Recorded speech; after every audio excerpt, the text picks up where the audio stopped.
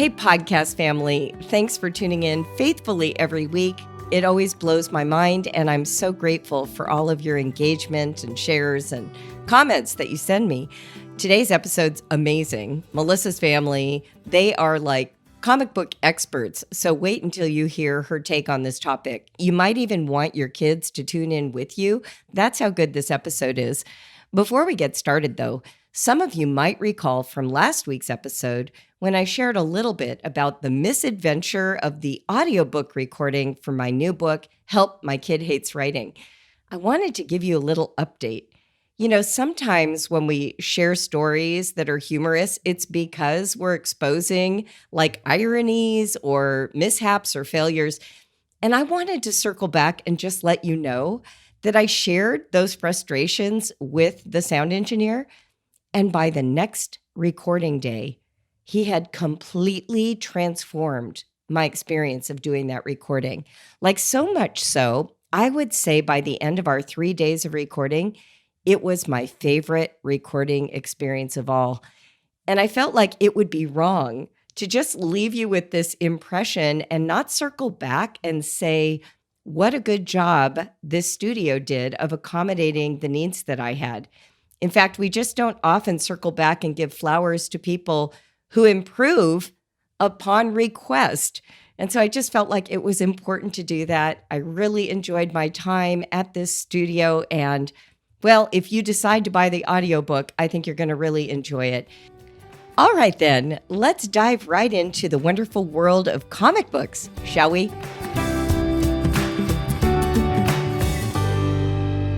It feels really fun to be behind a reliable microphone in a good room for recording today, Melissa. Why, Julie? What have you been doing? This is the week that I record the audiobook for Help, My Kid Hates Writing. And yes, normally it is. I had, my tea kettle with me and all of my things I suck on to keep my voice healthy. And I had the most surreal recording experience of my life. I've done 2 other books, so I know what it's like to go to a recording studio. This was not like that. What happened? Well, I don't know about you, but when I am going somewhere as a professional, I imagine I'm going to like a building where people work. I was driving, turning, passing elementary schools and parks, and suddenly I'm in the middle of like a suburban residential neighborhood. And the house that is supposedly the address still has a Christmas wreath on it. All the windows are closed, all the blinds are closed, the garage is closed, there are no cars. Okay. Right? I'm like, is this an Airbnb? Are we? And so I was convinced I was just in the wrong place. So I get out my phone, I call the person who does like the directing.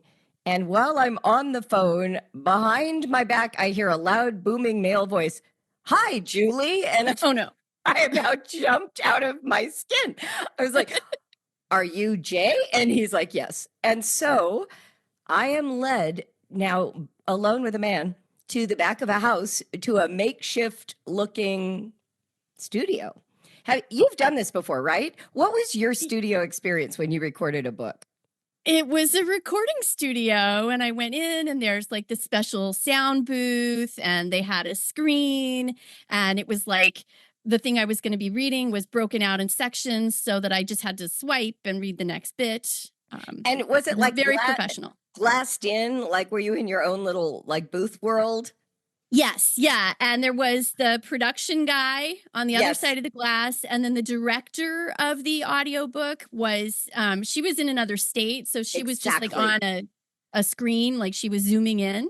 Yeah, that's my experience. You described it exactly. This was not that. I walked in to this very, very cramped small space with a black card table, black foam to create like a little study carrel that absorbs the sound, and a tiny iPad sitting on this card table and a folding chair that had foam padding duct taped to the seat. What? Yes. And the folding chair leaned back. So if I was going to actually have back support for the 5 hours of recording, I would have to lean away from the microphone.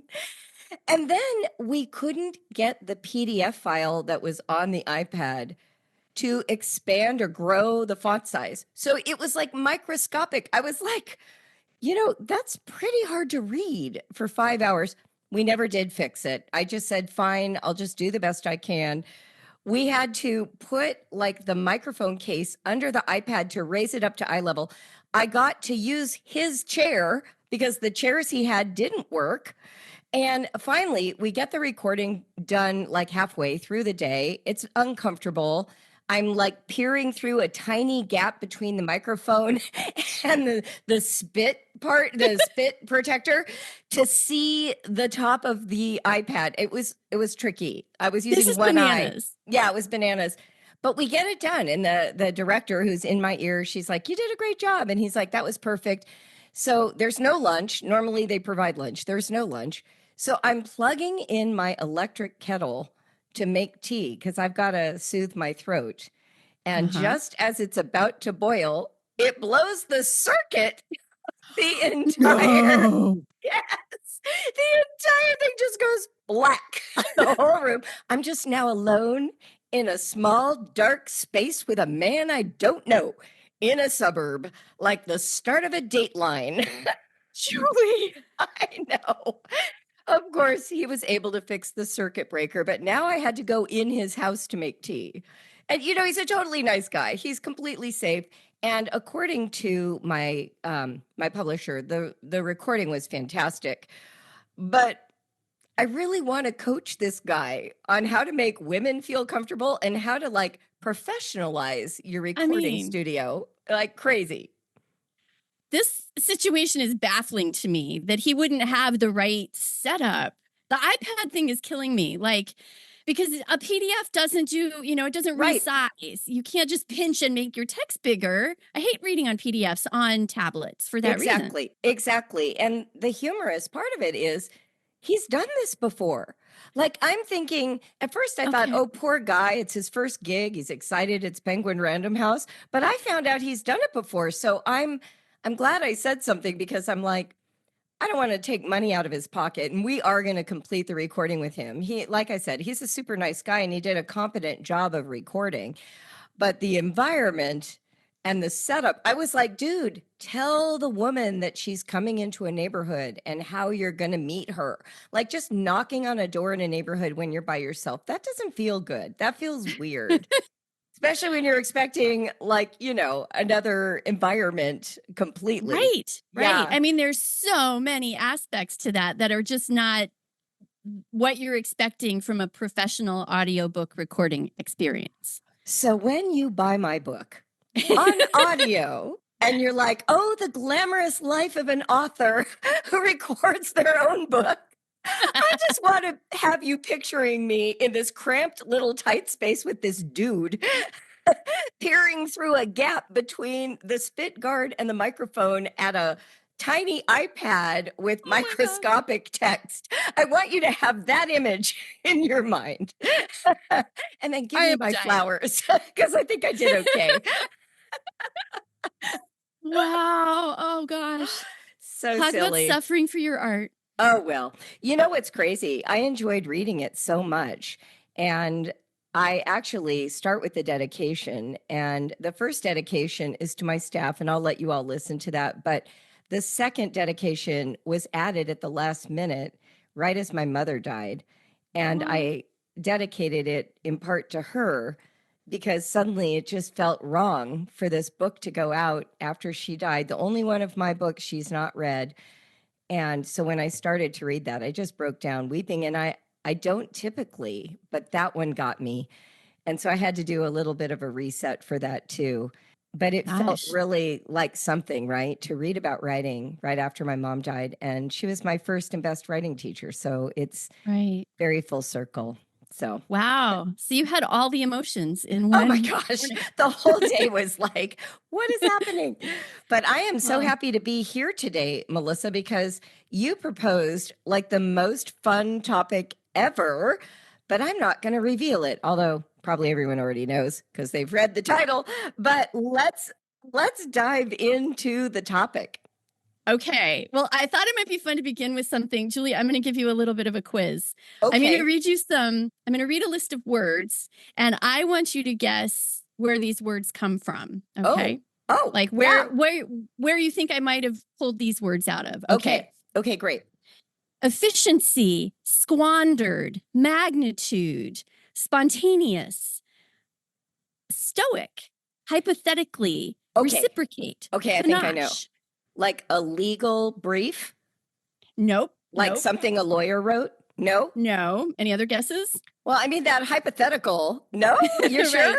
How about, Okay. catastrophe, prehensile, opposable, Oh, grandiose? newspapers. Like journalism? Nope. Okay. All right, keep going. Trudging. Hold on, let me pull my list over. Dysfunctional, consequently, holistic, morality, comprehension. Okay. I'm just going to go for a writing genre. It sounds to me like you're describing like the genre of nonfiction, like research-based writing, the kind of writing you do when you're trying to like influence or enlighten other people. Am I close? You are not in the ballpark. Okay, what is it, Melissa? All of these, I mean, I think they were all solid guesses that you made because this is some pretty sophisticated vocabulary. I would say so. These are all words that appear in Calvin and Hobbes comic strips. Calvin and Hobbes? Yes. Yes. And wow. when I put this list together, and it was several years ago, I actually asked my kids when they were younger. They loved Calvin and Hobbes, and we had this big, like, the essential Calvin and Hobbes treasury. And I said, I'm putting together a list of the amazing vocabulary that kids are exposed to in comics like Calvin and Hobbes. Can you go through and pick some out? And I am looking at my list here of, it's like 5 columns of a dozen, so what, 60 words at least on my list. And that was a fraction of what they gave me. They were like, Mom, we need more room. Oh my gosh. These That's words, incredible. perception, essential, magnitude, vicariously. These are all words that my kids were introduced to in a comic strip. Boy, that really blows the mind, right? Like so many parents think that comics are like the thing that you use till you do real reading, right? Like they think it's like almost like a reader, like it's something that builds the reading skills so you can do real reading later. This kind of explodes that myth.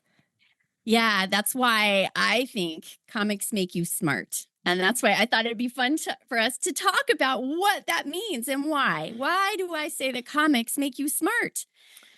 So vocabulary, that's the starting point, right? Like kids are exposed to words in the context of text and pictures. And the pictures help them figure out what's going on. And there's a lot to talk about there, right? Like the decoding and the context clues. So I think we should talk a little bit about that. But just starting with the words themselves, my kids reading Calvin and Hobbes at age, whatever, 8, 9, they didn't know what, squandered or consequentially meant. They may have heard them in read alouds, and they start to put it together, or had me read the comic strips to them, right? So they're exposed to all this high-level vocabulary, and it's just like picture books. It's important to remember that picture books are written for adults to read to children. Yes. People think that picture books are for little kids, and therefore, like, it's a step down for a kid who is older and can read to read a picture book. But no, if you look at the vocabulary in Beatrix Potter, you're going to find it also looks like it could be an SAT study guide, right? Yes, I think that's what I'm grasping here. And one of the interesting aspects of introducing this more sophisticated vocabulary in the context of a book with pictures is that you're actually giving a nice on-ramp to understanding that language that you don't get when you're reading them for the first time in a chapter book. A little bit more tricky. I mean, there are context clues there as well. But when you have humor or puns, the kids want to get the joke, right? They want to understand why this page is funny. And so that gives you this extra incentive to kind of deconstruct what the meaning actually is, right? their brains are really busy doing that kind of decoding and reading context clues. When you think about what happens in a read aloud, we're giving context clues with our voices. We're Mm. helping kids understand what things mean and what the characters' or dialogue sounds like by our inflection. Even if you're Yes, not doing character voices, you're doing some inflection. You're raising your voice at the end of a question. If you compare that to a kid reading a novel by themselves, mm. that reading experience is now divorced from the infusion of what a read aloud does for prose, right? Oh my gosh. What I'm hearing as you're describing it is almost like stepping stones to understanding. Right, right. We've got the words, we've got the text on the page, and you can figure out if you can read a lot of the words, you can figure out kind of the context, what some of those unfamiliar words mean.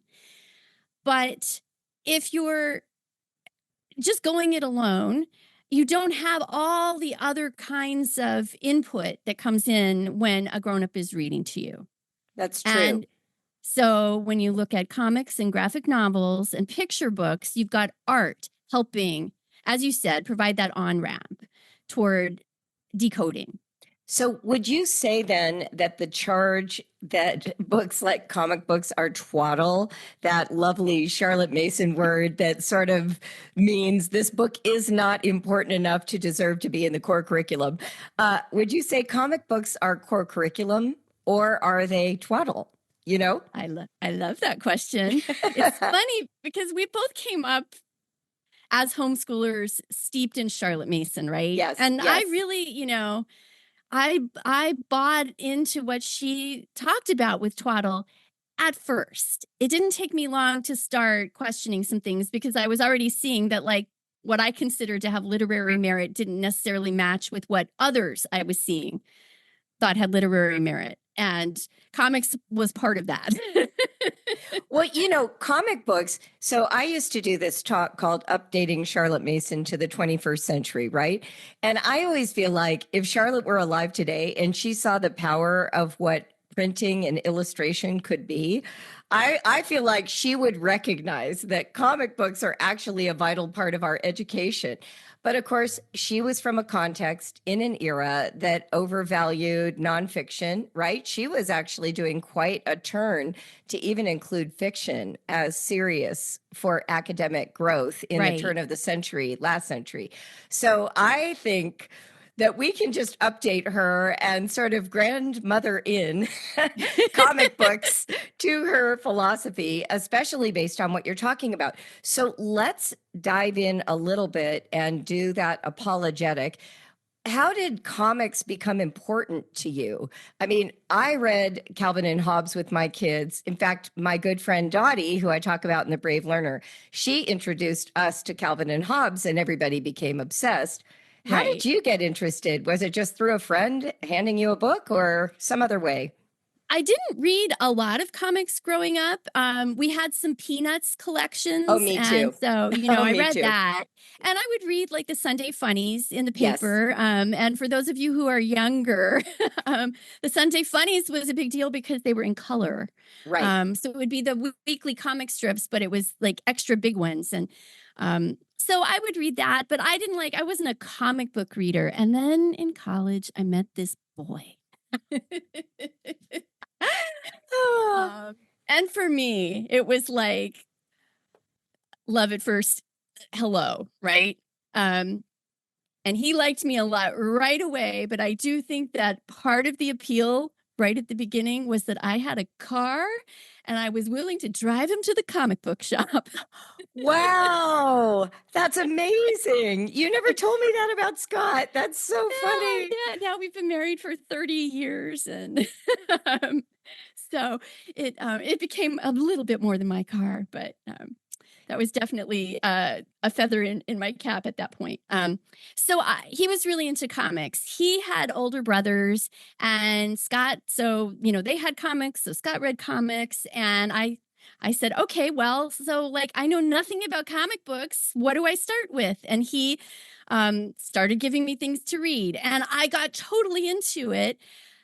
I read Alan Moore's Watchmen, which is this graphic Oh, novel, yeah. and my mind was blown. I said, oh, I didn't know comics could be literature. Wow, that's beautiful. And that was my gateway. My Yeah, gateway comic. and tell us about Scott's profession. So after college, Scott went on to work at DC Comics, and he became an editor of Batman.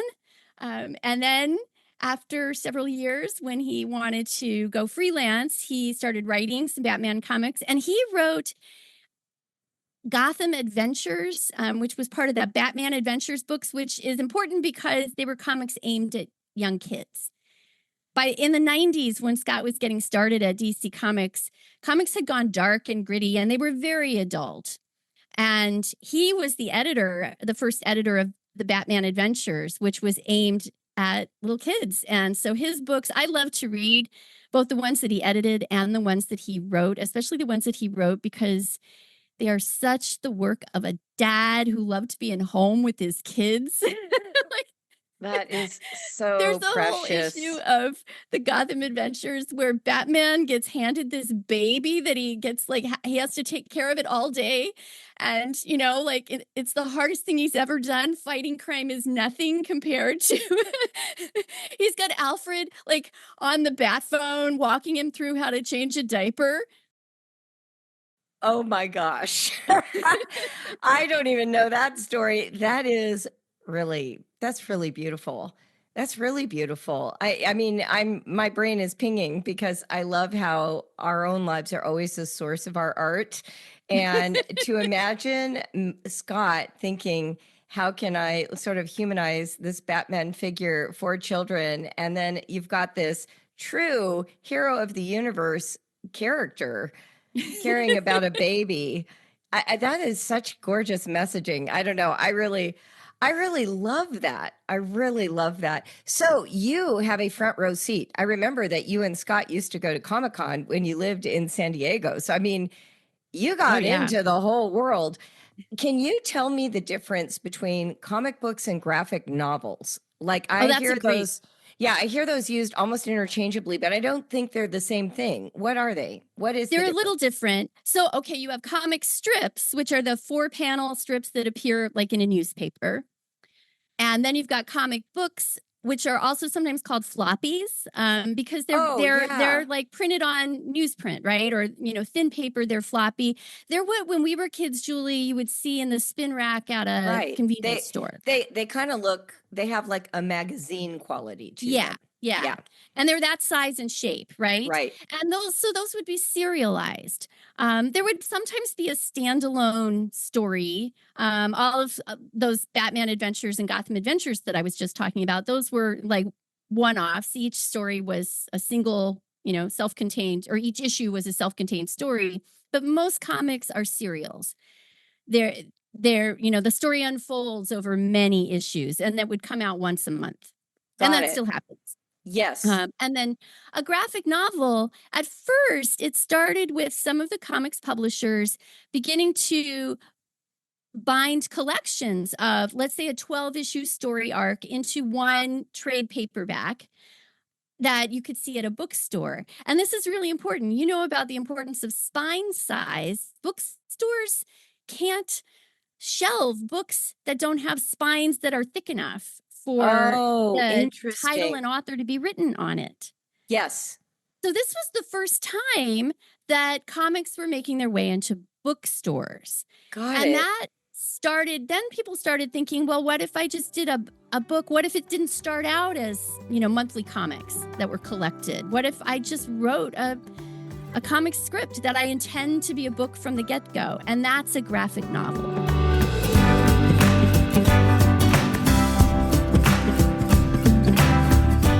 So I want to talk to you about my brand new book that's coming out April 15th. But I notice I have this twinge of reluctance. And I was trying to pinpoint where it was coming from, and this is what I realized. This is my 4th book I've told you about. And so there's a bit of a difference between announcing my very first book and the 4th one. It's sort of like the difference between saying, hey, I'm pregnant for the first time, and everyone throws you a shower and buys you gifts. And by the 4th kid, you're like, I'm pregnant. It's my 4th baby. And everyone's like, good for you. But here's the funny thing about this particular book.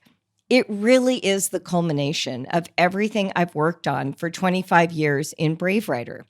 My publisher came to me and said, Julie, don't you want like a book, a book that can be checked out off of a library shelf, a book that can be purchased and listened to while you're washing dishes or taking a walk?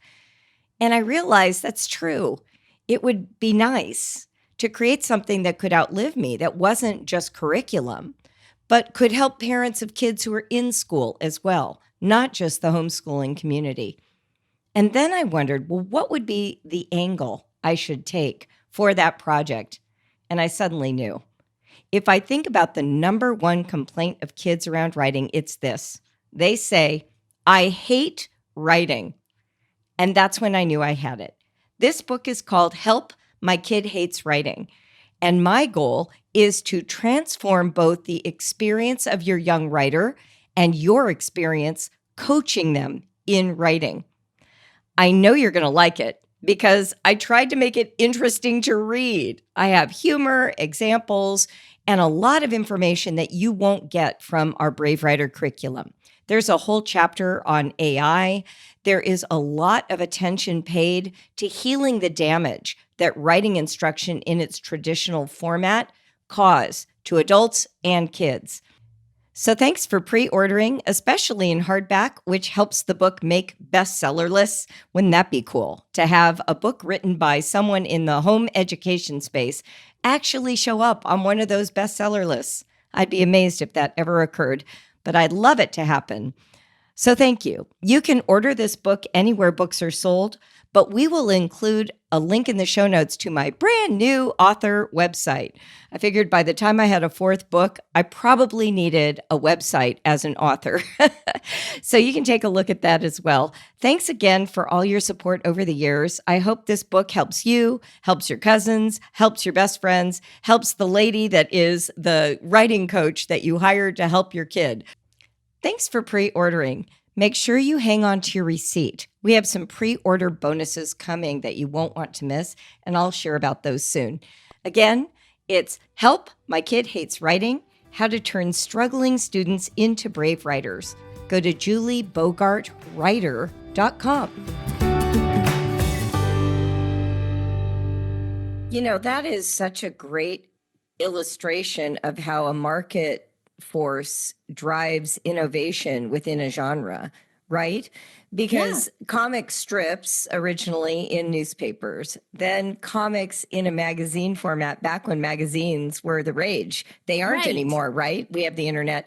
And so coincidentally with that shift in, the way the world works, we started seeing these become books as another market for that same material, but then that translated into a new interpretation of the genre. And graphic novels, one of the things that I find so interesting about them is the way that they break the look of what I thought comics were. Comics originally for me were always strips. So when you talk about those Peanuts, or I think of Archie and the Gang, it was always a series of identically shaped blocks that were lined up on top of each other. So you might have 4 rows of these strips with 4 frames per strip, and the whole magazine would be that. But graphic novels kind of busted that format, didn't they? Some of these pages, it's just one image with a couple of words, and then another page is divided into these like whole variety of shapes.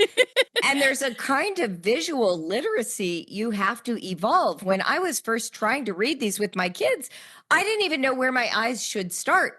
It was tricky. Oh, so there it is right there. Developing the visual literacy to read a graphic novel or a collection of like a comic book. So comic strips, they were in those 4-panel grids. And if they were collected, it was those stacks of grids. Comic books started experimenting with layouts. What you described with the whole, just one panel, that's called a splash page. Okay. And usually the first page of a story is a splash. And then there's different panel layouts that may occur. And as time went on, people got more and more experimental with that. And as soon as they started changing up it becomes hard for readers to know. So you have to use all kinds of layout tricks to make your eye travel from left to right across the page instead of like read one panel and then drop down and then back up, right? So that's called storytelling and layout. And in comics, it's super important where you put each different type of text so that it guides the reader's eye, just like a famous painter will use color and light and shape to guide your eye to the focal point of the painting. Mm, Every single panel of comics art and every page of panels has that happening, where wow. choices have been made by the illustrator and the writer to make sure that you're reading things in the right order and that the pictures are telling the right part of the story. How much do the illustrators and the writers collaborate? So, does the writer submit a script and then the publisher picks an illustrator and then the writer gets to just review their work? Or do they actually collaborate, like talk back and forth, make suggestions to each other, suggest edits, or I don't really like the layout? Do they get to do that in comic book production or graphic novels? So it depends a lot on what the book is and what the circumstances are.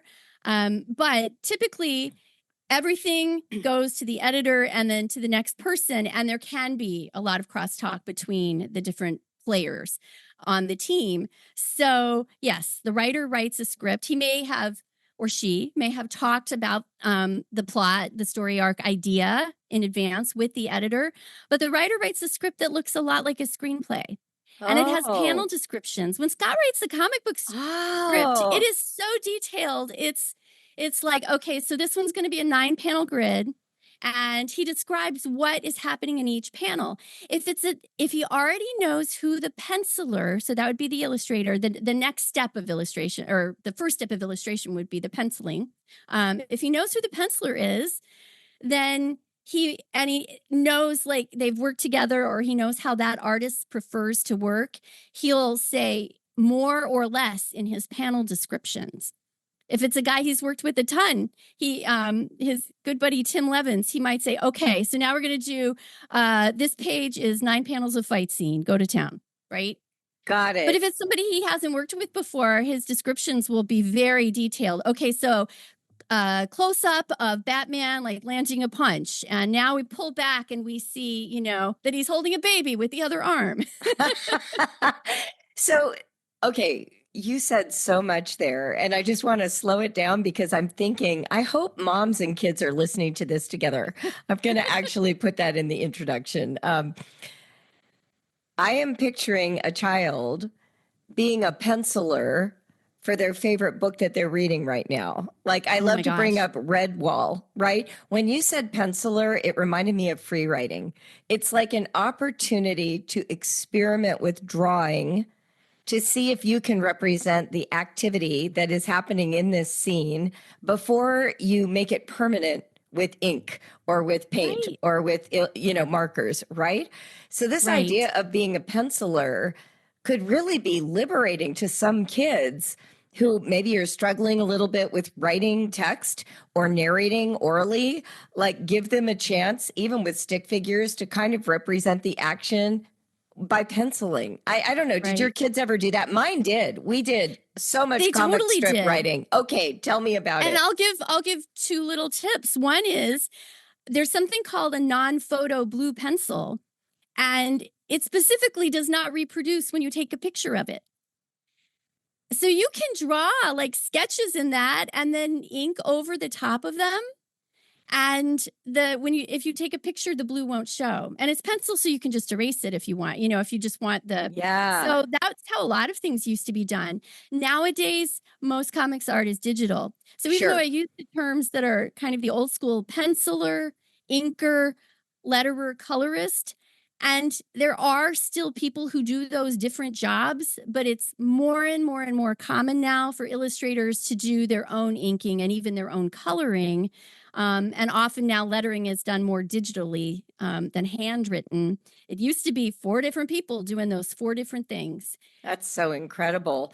So, when you're thinking about this journey, and I love that you're giving us all the vocabulary and also honoring the various people who are a part of this process, I'm thinking about how kids could play with this a little bit. So, one of the things that I know we do in some of our darts and arrows and boomerangs, or maybe it's arrows and boomerangs, we actually give panel pages that you can photocopy, right? Or print. And then kids can experiment with doing the drawings and adding in the language. Can you talk about that for a second? Sure. Oh, there's so much juicy stuff to talk about there too. And also, Julie, I love that we can't help it. We have to go to the creating piece of it. Yeah.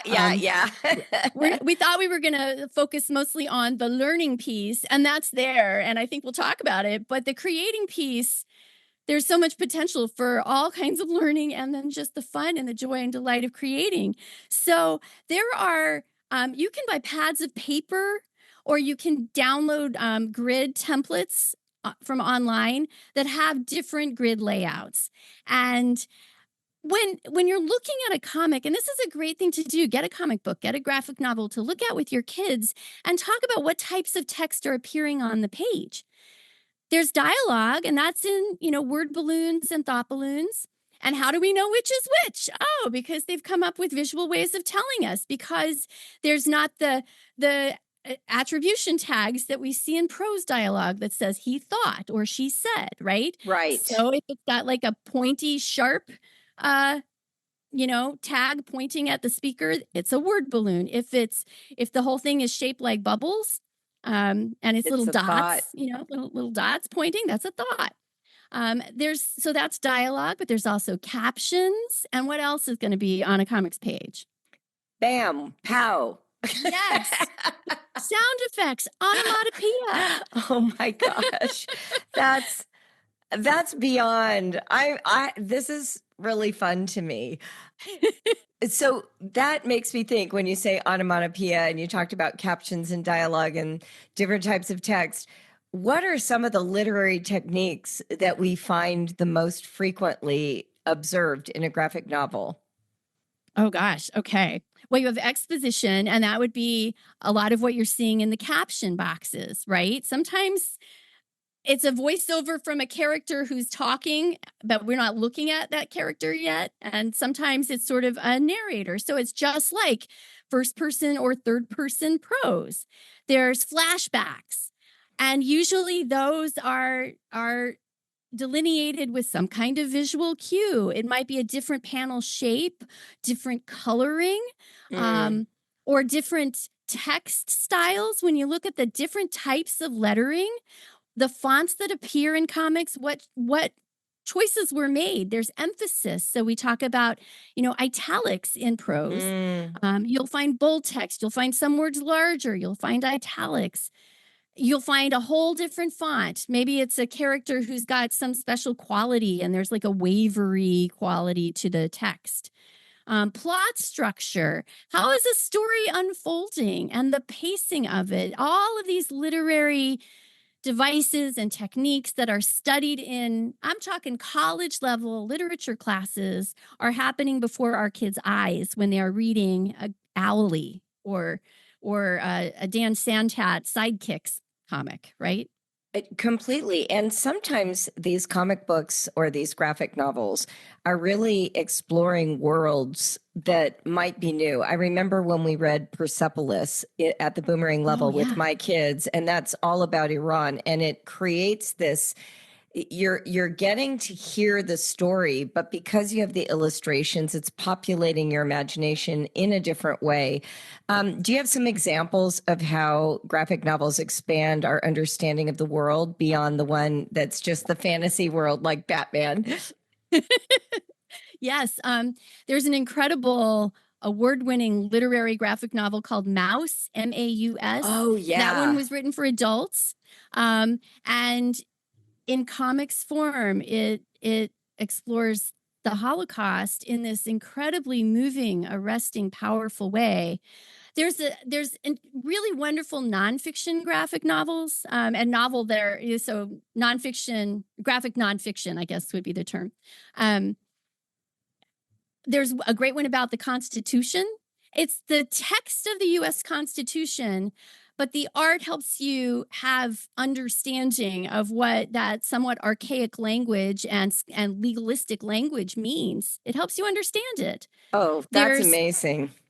the Greek myths. Garrick Hines did some wonderful collections like the Odyssey. Gareth also did some Shakespeare plays as graphic novels. And you know what? Like Shakespeare plays are meant to be seen, they're visual. Yes. And then there are two that we've done in Brave Writer. We did American Born Chinese by Jean Luen Yang. That is a really powerful one. Yes, Gene Yang is a pal of mine, and I was so excited. Yeah, he's such a great guy. Oh my gosh, that's amazing. And we also, I believe, there is a boomerang for his book Dragon Hoops. Oh, that's and true. Then there's boomerangs for They Called Us Enemy by George Takei. Oh, and the Gareth Hines ones that I was talking about are boomerangs, right? Yes. Romeo and Juliet and the Odyssey. That's and then right. have you read March? Oh, March is fantastic. Yes, that's the one that's about John Lewis, correct? Yes. Yeah, Yes. I did read that one. So we have a boomerang for They Called Us Enemy by George Takei, which is incredible. That's a wonderful book. It's a memoir, I believe, a graphic memoir. It is, and it deals with the Japanese internment camps. And I would recommend actually Sharon McMahon's series on that era. If you need a companion piece, it would create a really nice historical experience for kids who are in high school. But yeah, that book is really well done, and it examines a piece of our history we don't talk about very much. Right, right. I think that's one of the ways that I'm seeing graphic nonfiction enter the space in a very powerful way. Yes. Being able to explore in the way that cinema can, you can experience things in such a different, I don't know, emotional context when you're looking at art. Completely. There was another book that you mentioned, March by John Lewis, about, or maybe it's about John Lewis. Did he write it? I don't remember if he wrote it, but that one is so powerful as well. Right. He was a contributor. I think Andrew Aiden wrote it with him. And I can't remember if it's a co-writing situation or a sort of, as told to. Right. And the illustrator on that one was Nate Powell. Oh, got it. That's awesome. Oh, I found one that I absolutely loved. It's called How Mirka Got Her Sword, and that is from a series that the name of the series is Hereville, and it's by Barry Deutsch. And I found that book incredibly interesting. It's about an 11-year-old girl. So there are so many to enjoy in this genre, and they give you so many opportunities to explore other cultures, historical events, in addition to fantasy, right? Which is probably, science fiction and fantasy is probably the dominant genre for those comic book graphic novels. Would you say that's accurate? I think that was the case for a very long time. It's been interesting to see what's happened in the last 15 years. Especially as children's book publishers started publishing comics themselves. And we have my friend Jenny Holm to thank as the trailblazer for convincing Random House that they could publish trade paperback style graphic novels. And she wrote the Baby Mouse series, which her brother Matthew Holm illustrates. And that sort of got mainstream book publishers thinking, oh, we could do this. Children's librarians were instantly on board with the project of bringing graphic novels to kids because they understood the immense literacy boost that these books provide, that this medium provides. And it took longer to persuade parents, actually. Parents were the skeptics because it feels like, as we were talking about, it has that sort of twaddly rep. But first of all, anything that gets a kid excited to read is not twaddle. No, it's not. And I remember when Liam was young and he would have a stack of these very thick DC comic type books, right? Like 150 pages. And he read them every single night.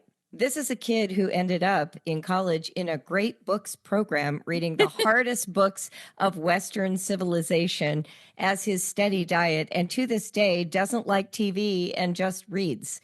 Like sometimes I think we make the mistake of thinking that if a child indulges something that gives them pleasure, they'll never develop an appetite for something that is more substantial. And we tend to put comics in that category.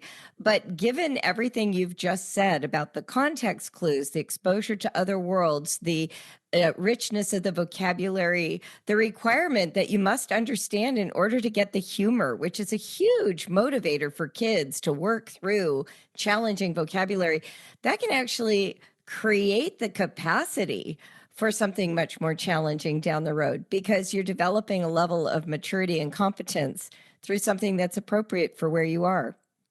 That's right. And you have that playfulness infused into your experience of reading. Yes. Reading is a thing you do for fun. Yes. And so all reading starts to seem something that has the potential for fun. My husband, the Batman writer and editor, is a Shakespeare expert. He could teach Shakespeare at the college level. Like Oh my he gosh. has mastery of that. It's not like comics held him back from a deep understanding of many, many, many broad and deep subjects, right? Right. Well, you know, this week when we were getting ready to do this podcast, a friend of mine out of the blue sent me the most amazing quote from Instagram or wherever she's found it. Comic books average 53.5 rare words per thousand, compared with an average of 30.9 rare words per thousand in children's books, and higher than the adult average of 52.7. Let children read comics, graphic novels, or whatever will get them reading. And then this guy says, I learned onomatopoeia from Batman. And I think that is just such a great way to sort of bring this conversation to the close. Comic books literally have more rare words per thousand than the average adult book. That's incredible to me. Right. And there is a lot of data out there about the literacy skills and the visual literacy skills, which is a whole different thing, right? Yes. That kids get from reading comics. So they're fun and the kids are learning and they're incredibly rich and powerful stories. Julie, I have so many comics that I can recommend for kids. Do you want us just to do a list in the show notes? Do you want me to read some titles? Yeah, read some of of we've already shared? Yeah, read some of the titles that we haven't covered yet, and then we will make a list for you in the show notes because we know that you all want to go shopping for books. Isn't that the whole point of being a homeschooler? You get to shop for more books. And by the way, your kids will love it if you're buying them comic books or graphic novels. Like they will see that as love, not as school. So just keep that in mind. If we're talking about enchanting and education, instead of buying them the hard book that you know they don't want to read, shock them. Stick a Calvin and Hobbes under their pillow. You know, pop one of these books about the Constitution, leave it on the coffee table and let them discover it. You'll be shocked at how quickly they curl up into a corner and really make their way through this book. By the way, fewer words per page makes you feel like you're making progress, and the mastery of reading a whole book feels so satisfying to kids. So if you have kids struggling to get through, 100 pages, they will in a comic book. All right. That's right. Ahead, That's Melissa. right. These are like thick books. Oh, they are. Them. Oh, also, they are. Julie, I just want to say you have this great opportunity for your kids to help you navigate because they will pick up the medium so quickly and they can help you understand. You can be the one to be like, wait, can you help me understand what's going on here? I don't even know where to look next. What do I read first? Oh my gosh, that's such a good point. I love that. Okay, so a favorite of my family is Smile by Raina Telgemeier. One of my kids said that when she was 13 years old, this is the book that got her through having braces. Aw.